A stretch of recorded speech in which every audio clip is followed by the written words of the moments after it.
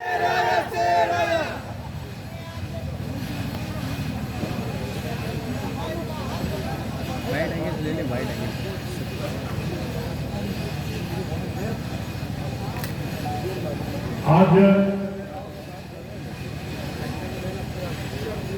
संविधान दिवस के अवसर पर आयोजित संविधान जागरूकता समारोह में हम सबके बीच में अभी आपके बीच में संबोधित कर रहे थे। हमारे परम सम्मानित पूर्व मंत्री श्री राजेंद्र पाल गौतम जी आज की इस कार्यक्रम की अध्यक्षता कर रहे हैं।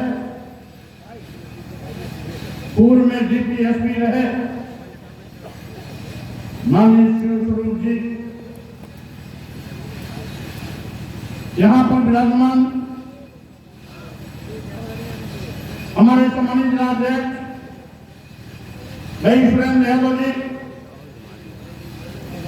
हुसैनगंज की सम्मानित विधायक श्रीमती उषा मौर्य जी और इस फतेहपुर नगर पालिका के प्रथम नागरिक यानी नगर पालिका फतेहपुर के चेयरमैन भाई राजकुमार मौर्य जी, हमारे बीच उपस्थित अभी आपको संबोधित किए हैं माननीय पूर्व नगरी साहब जी, आज के इस कार्यक्रम के आयोजक भाई कैलाश बौद्ध जी और इनके कदम से कदम मिला करके चलने वाले हमारे सम्मानित साथी भाई मान सिंह पटेल जी, हम सबके बीच उपस्थित पूर्व विधायक भाई राम सिंह निर्मल जी, साथ ही साथ हमारे बीच उपस्थित सानी पटेल जी, चंद्रमणि यादव जी, दयालु गुप्ता जी, नारायण सिंह जी, साथ में चक्कर के आए राजेश चंद्रा जी, राम सिंह जी, रामशरण वर्मा जी, शैलेंद्र यादव जी, आशीष मौर्य जी, शिवराज मौर्य रुपेश जी, डॉक्टर सुनील दत्त जी, श्री धुन्नी मौर्य जी, श्री अशोक जी, श्री पुष्पराज जी, अखिलेश जी, कल्लू वर्मा जी, सतीश मौर्य जी, लालू जी, केपी राहुल जी, चंद्र प्रकाश रोधी जी, रंजीत जी, जय कुशवाहा जी के साथ साथ हमारे बीच में उपस्थित श्री केपी कोरी जी, डीएम भास्कर एडवोकेट जी, इंद्र सिंह यादव एडवोकेट जी, अश्विनी यादव जी एडवोकेट जी, मुन्ना लोधी जी, प्रभात पटेल जी, शंकर लाल सविता जी, ललित सैनी जी, राकेश कुमार जी, धनुलाल जी, गुरुजारी लाल जी, अभिषेक यादव जी, अनिल यादव जी, वसीम अंसारी जी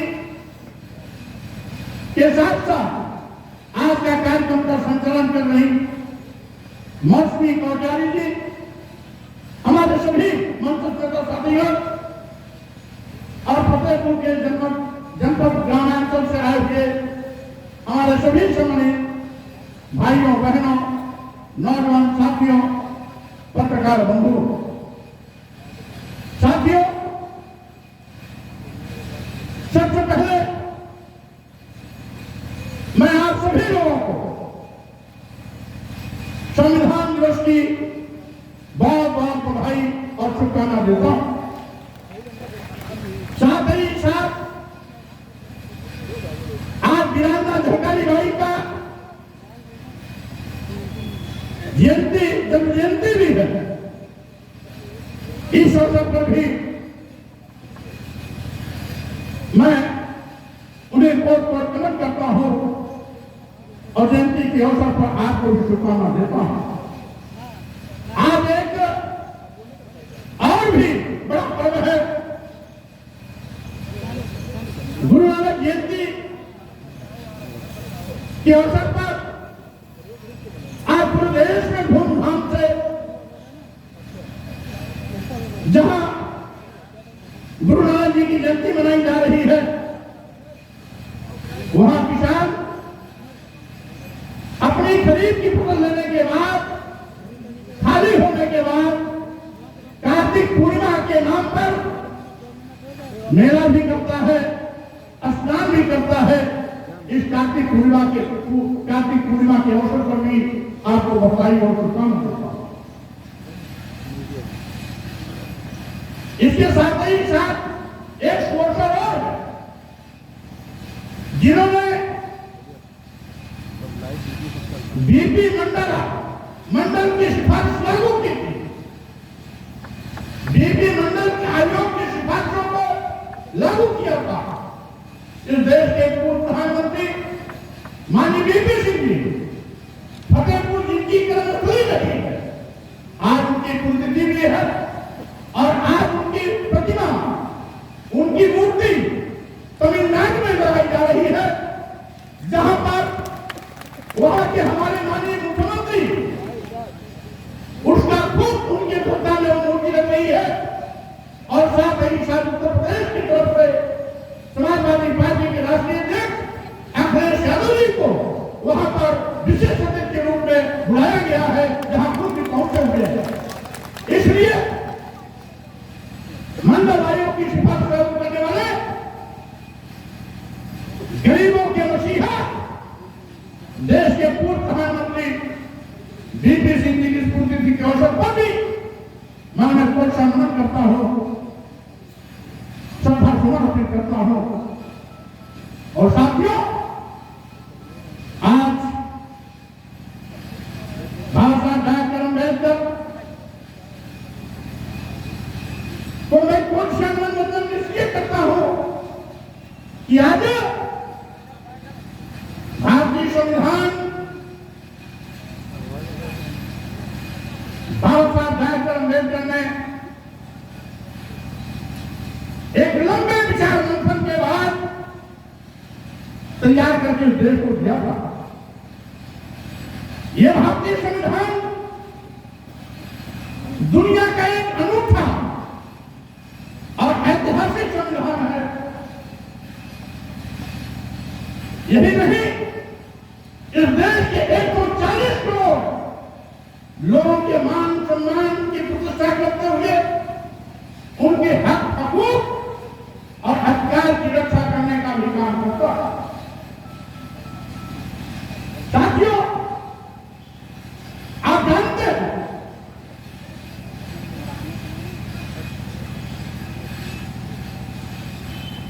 आज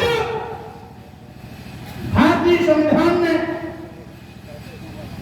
सबको समान अवसर दिया है।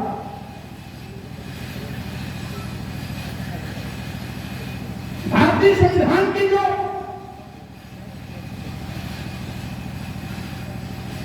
मुख्य आधार है, समाजवादी, पंथनिरपेक्ष, लोकतंत्रात्मक रास्ते पर चलते हुए इस देश के सभी लोगों के सम्मान की रक्षा कर सबको समान अवसर प्रदान करने का, भाईचारे के माध्यम से सभी धर्म, वर्ग, जाति, पंथ, संप्रदाय को एक सूत्र में पिरोने का। और हमारी संस्कृति भी यही रही है, वसुधैव कुटुंबकम्, यानी पूरी धरती हमारा परिवार है। और इसी बात का संदेश दिया था तथागत बुद्ध ने पूरी दुनिया में। मानवता का किसी ने कोई संदेश दिया था तो महामानव तथागत बुद्ध था। आज जब स्वामी प्रसाद मौर्य भारतीय संविधान के दायरे में रह के बात करते हैं,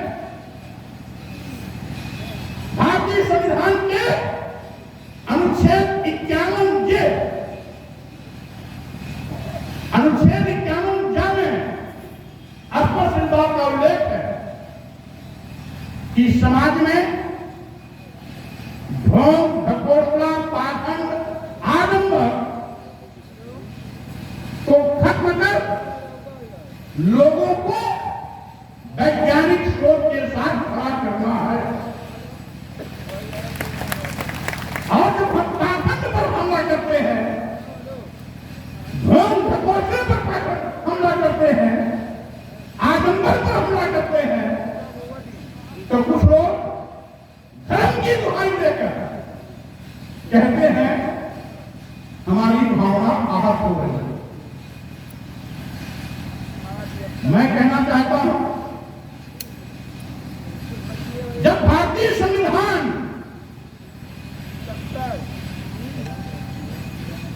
अनुच्छेद 14 में इस बात का उल्लेख करता है कि हम वर्ण, जाति, धर्म, लिंग और जन्म स्थान के आधार पर किसी के साथ भेदभाव नहीं कर सकते। अगर ये व्यवस्था है तो आज भी कुछ लोग हमें नीच कहने, अधम कहने, अपमानित करने और साथ ही साथ नीच से भी नीच कहे जाने की संज्ञा देकर बहुत गौरवान्वित होते हैं। और जब हम अपनी पीड़ा बोलते हैं कि भाई हम ही इंसान है, जिस तरीके से आपको सम्मान प्यारा है हमें भी सम्मान प्यारा है, जिस तरीके से आपको भूख और प्यास सकती है हमें भी भूख प्यास सकती है, तो आखिर ये कौन सा धर्म है जो अपने ही धर्म के लोगों को नीच कहे, अधम कहे, अपमानित करने की बात करे? और आपको याद हो, हमने जब इस बात को उठाया था और जात सूचना शब्दों का प्रयोग करते हमने यही कहा था, ये अपमानित करने वाले शब्द, गाली देने वाले शब्द, नीच कहने वाले शब्द, इसको संशोधित कर लिया जाए। तो कुछ लोगों ने कहा मौर्य जी धर्म पर चोट कर रहे हैं, जे वर्णाधम तेरी तुम्हारा ऊपर के खिलाफ बोल कर, यानी वर्णाधम नीच से नीच जाति और जात का नाम भी ले लिया, तेरी कुम्हार ऊपर के खिलाफ बोल करवा, सुबह वाल्मीकि भंगी हमारे भी अदर मिले दिखे, तो इनको आप गाली दोगे कि अधम से अधम जाति है, क्या ये धर्म है? एक दिन आप नारा देते हो पूजे न शूद्र गुण ज्ञान न प्रवीणा, यानी गुणी भी है, ज्ञानी भी है, ज्ञान में प्रवीण भी है, फिर भी अगर शूद्र है तो उसका सम्मान मत करना। क्या ये धर्म है? अगर ये धर्म नहीं है तो धर्म के ठेकेदारों को मैं कहना चाहता हूं, आप मुट्ठी भर 3.5% लोग की भावना बड़ी भावना हो जाती है और 90-95% लोग जिनकी भावना पर आप चोट करते हैं, नीच कह करके, अधम कह करके, अपमानित करने की बात करके, क्या उनकी भावना नहीं है? क्या 90-95% लोगों की भावना नहीं है? अगर वो 95% लोगों की भावना है तो 3.5% लोगों की भावना 95% लोगों की भावना पर भारी नहीं पड़ सकती है। साथियों, भारतीय संविधान सबको बराबर समझता है, न कोई ऊंच है, न कोई नीच है, न कोई छोटा है, न कोई बड़ा, सभी को समान अवसर देता है। तो धर्म के नाम पर धंधा करने वाले लोग हमारा अपमान नहीं कर सकते। और इसीलिए मैं कहना चाहता हूं, मैं आपके सामने एक सवाल छोड़ रहा हूं। अभी हमारे एक वक्ता ने कहा, भाई राजेंद्र पाल गौतम ने कहा, किसी भी भगवान की मूर्ति कौन बनाता है? दलित बनाता है, पत्थर कटा बनाता है, पत्थर काटने वाला पत्थर कटा बनाता है। लेकिन जब वही मूर्ति मंदिर में चली जाती है तो पत्थर कटा का प्रवेश बन जाता है। आखिर क्यों भाई? जो हमें पैदा करता है, यानी पैदा कौन करता? माता पिता। तो हमारे लिए सबसे बड़ा तो भगवान हुआ माता पिता। और हम ही अपने माता पिता को बाहर कर दें तो बेटा तो नालायक हो जाएगा। तो ये क्या करते हैं? जो भगवान को बनाता है वो कारीगर पत्थर कटा हमारा दलित भाई, मंदिर में जाने के बाद उसको बाहर कर दिया जाता, नहीं प्रवेश नहीं करता। अब चलो भाई वो तो गरीब है, लेकिन ये इतने मूर्ख है कि धर्म के नाम पर हमारे देश के राष्ट्रपति द्रौपदी मुर्मू जी को भी दिल्ली के जगन्नाथ मंदिर में नहीं जाने दिया, बैरिकेड के बाहर खड़ा कर दिया। और उन्हीं के अधीन सरकार का केंद्र का एक मंत्री जो ऊंची जात का था, उसको मंदिर में जाके गर्भी में पूजा करने की अनुमति मिलती है। और राष्ट्रपति जो देश का सर्वोच्च परासीन है, चूंकि आदिवासी समाज की महिला है, इसलिए उनको मंदिर में जाने से रोक दिया गया। क्या ये धर्म है? कहते हो वोट देने के लिए, कहते हो कि गर्व से कौन हिंदू है? अरे क्या हम गर्व से कहें हिंदू है? तुम तो हमको हिंदू वोट देने के लिए मानते हो। वोट देना है तो हिंदू, दलित भी हिंदू, वाल्मीकि भी हिंदू, चमार भी हिंदू, पासी भी हिंदू, भैकार भी हिंदू, अहम नदिया कुर्मी काशी तेली तमोली भी हिंदू। वोट का समय निकल गया तो हमारी परछाई से आपको नफरत, हमको मंदिर में जाने से रोक देते हो, धर्म के नाम पर हमको गाली देते हो, धर्म के नाम पर हमें अपमान करने की बात करते हो। और साथियों, यही हाल महिलाओं का भी है। इस धर्म के ठेकेदारों ने पूरे देश की महिलाओं का अपमान किया। तुलसी बाबा की चौपाई है, ढोल गंवार सूद पशु नारी, ढोल गंवार सूद पशु नारी, सकल ताड़ना के अत्याचार, यानी पीठ पिटाई किए जाने के बाद बताया जो घर की लक्ष्मी है, यह तो नारी तो पूजते रमनते तो देवता कहकर के जिस नारी देव को सम्मान दिया जाता है, ये धर्म के ठेकेदार जिससे पैदा होते हैं उस मां को भी सम्मान देने के तैयार नहीं। और मैं ये कहना चाहता हूं, भाई अगर भगवान है तो भगवान तो सबसे बड़ा है, भगवान तो सबसे बड़ा है ना। और जो सबको जीवन देता है, अगर भगवान है, गॉड है, ईश्वर है, अल्लाह, कोई भी अगर सर्वोच्च शक्ति है और सबको जीवन देता है तो भगवान की प्राण प्रतिष्ठा क्यों? भगवान की प्राण प्रतिष्ठा क्यों? इसका मतलब प्राण प्रतिष्ठा करके साबित करना चाहते हो कि हम भगवान से भी बड़े हैं, हम भगवान से भी बड़े हैं। अयोध्या में जनवरी में भगवान राम की प्राण प्रतिष्ठा हो। अब यहाँ के भूल भुगतान तो क्या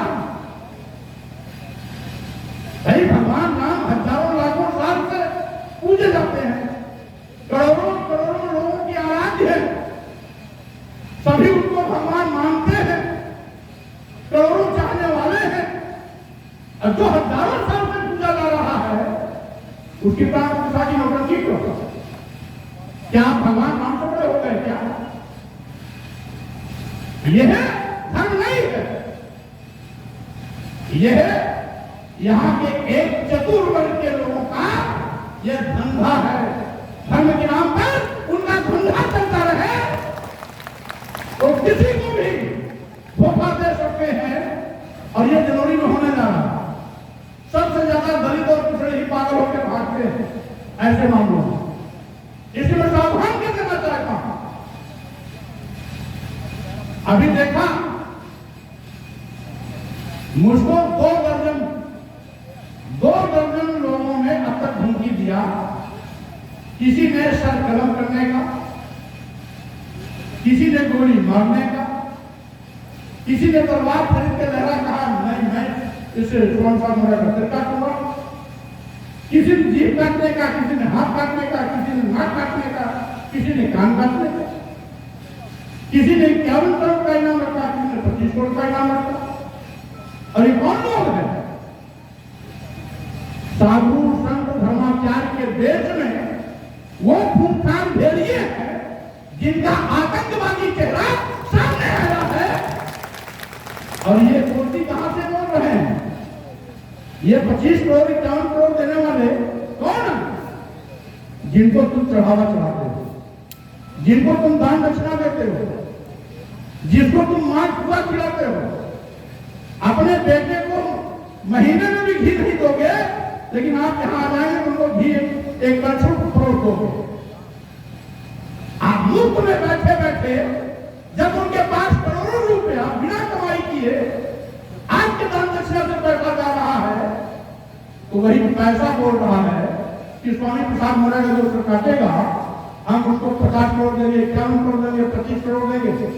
अगर आप चाहते हो कि स्वामी प्रसाद मौर्य का सिर काटने वालों की बोलती बंद हो जाए तो दान दक्षिणा देना, चढ़ावा देना बंद कर दो।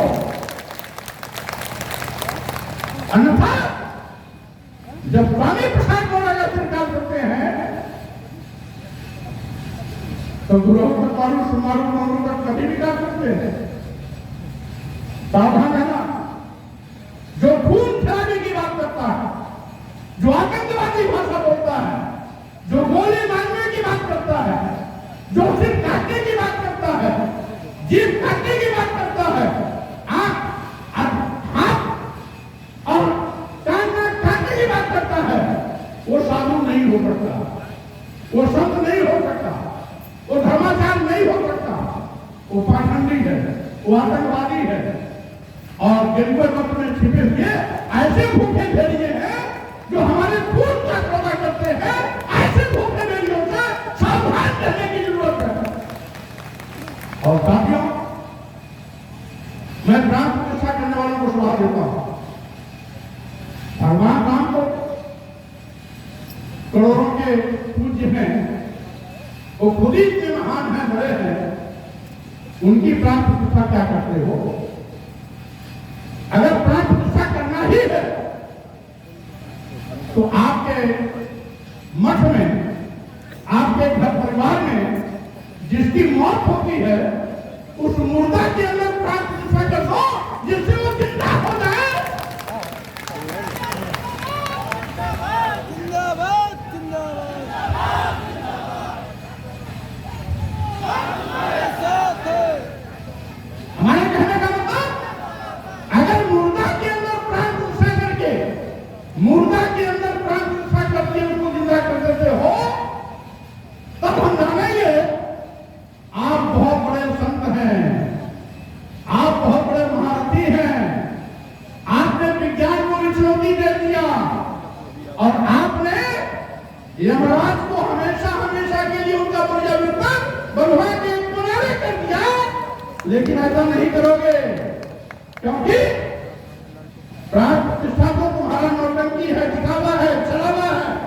प्राण प्रतिष्ठा के माध्यम से देश भर के लोगों का, गरीबों का, किसानों का, मजदूरों का, दलितों का, बालियों का, पिछड़ों के गहरे कमाई को, पैसे को दान दक्षिणा और चढ़ावा के रूप में लेना है।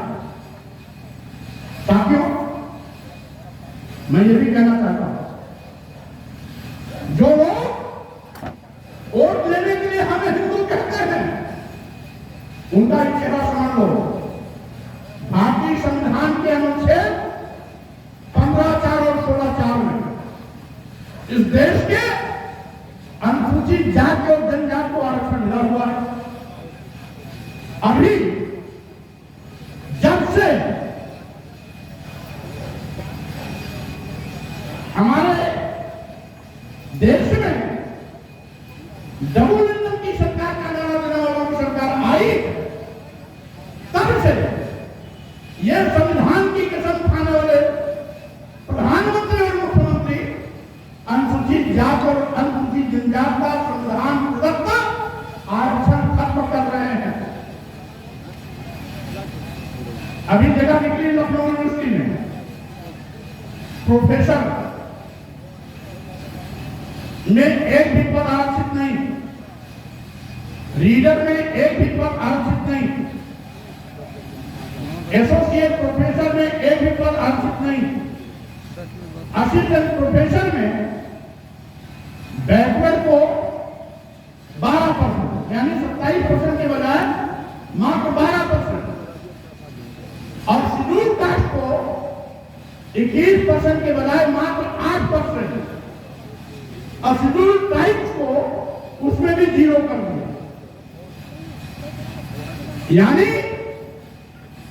जो हमें हिंदू बना के वोट देते हैं, बाबा लोग तो स्वामी प्रसाद मौर्य का सब काम कर रहे हैं।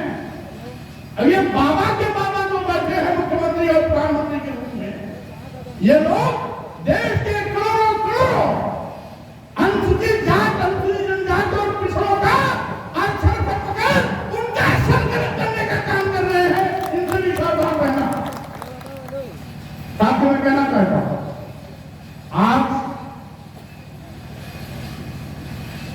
अभी दिल्ली हाईकोर्ट में जगह निकली थी, मैंने उसको भी देखा, वहां भी आरक्षण बोर्ड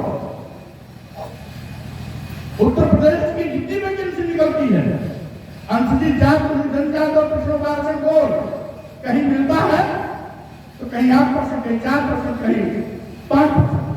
अनारक्षित वर्ग को 70%, 80%, 85%, 79% ईडब्ल्यूएस को लेकर के, और वो आरक्षित वर्ग के लोगों को जिनको कम से कम 50% अवसर तो नहीं मिलना चाहिए था, 27-21 और जोड़ करके 49 के हो जाता है, वो भी खत्म। तो यह आरक्षण खत्म यानी संविधान की मंशा का कत्लेआम। आज हमारे माननीय प्रधानमंत्री जी कहते हैं हम भी पिछड़े हैं। कब? जब वोट देना होता है तो 2014 में उन्होंने कहा था, एक पार्टी किसी नेता ने पर टिप्पणी कर दी तो पूरे देश में चिल्ला चिल्ला के कहे कि एक पार्टी के नेता ने मुझको नीच कहा है क्योंकि मैं किसी जाति में पैदा हुआ। अभी जब मध्य प्रदेश में, बिहार में जब वहां के मुख्यमंत्री नीतीश जी ने जाति जनगणना कराई और जाति जनगणना में ये उभर के आया कि वहां पर बैकवर्ड 73% है और उसकी चर्चा पूरे देश में चली, तो मोदी ने कहा भाई हम पिछड़े में यकीन नहीं करते, हम तो गरीब में यकीन करते हैं। 14 में जब अपने ऊपर आई तो पिछड़ा बन गए। आज जब पिछड़ों के हक की बात आती है तो कहते हैं हम पिछड़ों में यकीन नहीं करते, हम गरीब की बात करते हैं। मैं पूछना चाहता हूं माननीय प्रधानमंत्री जी, क्या अनुसूचित जाति गरीब नहीं है क्या? क्या अनुसूचित जनजाति गरीब नहीं है क्या? क्या पिछड़ी जाति के लोग गरीब नहीं है क्या? क्या आपकी नजर में अदानी अंबानी गरीब हैं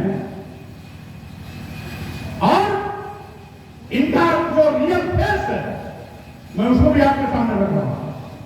माननीय प्रधानमंत्री जी ने लिटरल एंट्री के नाम पर 340 आईएएस बनाए बिना रिटर्न के, बिना लिखित परीक्षा का। हमारे गांव के चाहे ऊंची जात के हों, चाहे हमारे दलित भाई हों, चाहे आदिवासी हों, चाहे पिछड़े हों, इनके लड़कों को आईएएस बनने के लिए कंपटीशन में बैठना पड़ता है, लिखित परीक्षा देना पड़ता है, लिखित न्यायालय इंटरव्यू में जाना पड़ता है। वहां कुछ नहीं, कोई लिखित परीक्षा नहीं। मोदी जी की कृपा पर 340 आईएएस बने, केवल इंटरव्यू के नाम, लिखित परीक्षा नहीं। 340 आईएएस में एक भी शेड्यूल कास्ट का व्यक्ति नहीं है। 340 आईएएस में एक भी शेड्यूल कास्ट का व्यक्ति नहीं है। 340 आईएएस में एक भी पिछड़ी जात का व्यक्ति नहीं है। यह है अंधा बाटे रेवड़ी अपन अपन का दे। यह है डबल इंजन की सरकार अपने सारे चहेतों को मनमाने तरीके से आईएएस बना रहे हैं और कहते हैं हमें फिक्र है पूरे देश के गरीब हो। गरीब नहीं, इसमें बड़े बड़े धंधा सेठों के घर के बच्चे हैं, बड़े बड़े राजनेताओं के घर के बेटे हैं जो भाजपा में हैं। भारतीय संविधान कानून कहां गया? अभी कोई बात संशोधन करने की हो ईडब्ल्यूएस के लिए तुरंत संशोधन करके 24 घंटे में लागू कर दिया, हमें उस पर कोई इतराज नहीं। लेकिन जिनको पहले से आरक्षण मिला हुआ है उनका आरक्षण खत्म करने का जो पाप किया जा रहा है, हम समझते हैं अनुसूचित जाति जनजाति और पिछड़े वर्ग के लोग इसको गांठ बांधेंगे। अब जब भी मौका आता है तो इसका बदला जरूर लेने का काम करेंगे, इनको सबक सिखाने का काम करेंगे। और साथियों, मैं ये भी कहना चाहता हूं कि आज किसान ठगा महसूस कर रहा है। गन्ना की पत्ती और पराली जलाने के लिए धड़ तैयार हो रहे हैं। अरे भाई, हम भी चाहते हैं पराली न जले, हम भी चाहते हैं प्रदूषण न हो। सरकार के पास एक कृषि विभाग है, अब कृषि विभाग का एक 5 गन्ना विभाग भी है। हर जिले में गन्ना अधिकारी भी है, हर जिले में कृषि अधिकारी भी है, हर ब्लॉक में एडीओ एग्रीकल्चर भी है और एडीओ पंचायत भी है। आपने कृषि विभाग के लोगों ने, सरकार ने क्या कभी निर्देश दिया कि हर न्याय पंचायत स्तर पर गांव के किसानों का बुला करके उनको समझाया जाए कि पराली को, पुआल को या गन्ने की पत्ती को कैसे हम खाद के रूप में इस्तेमाल करें? आपने न उनको चेतावनी दिया, न उनको सजग सावधान किया, न विकल्प के रूप में कुछ बताया। सीधे एफआईआर। क्या किसान ही इतना कमजोर है? सीधा काम पर एफआईआर हो रहा है। ये किसान देश को अपनी खून पसीने मेहनत से रोटी खिलाने का काम करता है और किसान पर ही सबसे ज्यादा आफत ये सरकार कहर भा रही है। अभी हमारे दस्ता ने कहा कि स्वामीनाथन रिपोर्ट में किसानों को दुगनी लाभ दिलाने का निर्देश दिया गया। सरकार ने भी कहा था हम किसानों को दुगनी लाभ देंगे, लेकिन दूना लाभ दिलाने दो। जब किसानों के खेत में पैदावार होती है तो सरकारी पैकेज गायब। बिचौलियों के माध्यम से उनको अपनी फसल बेचनी पड़ती है औने पौने दामों। यही नहीं, आज छुट्टा जानवरों का आगत अलग से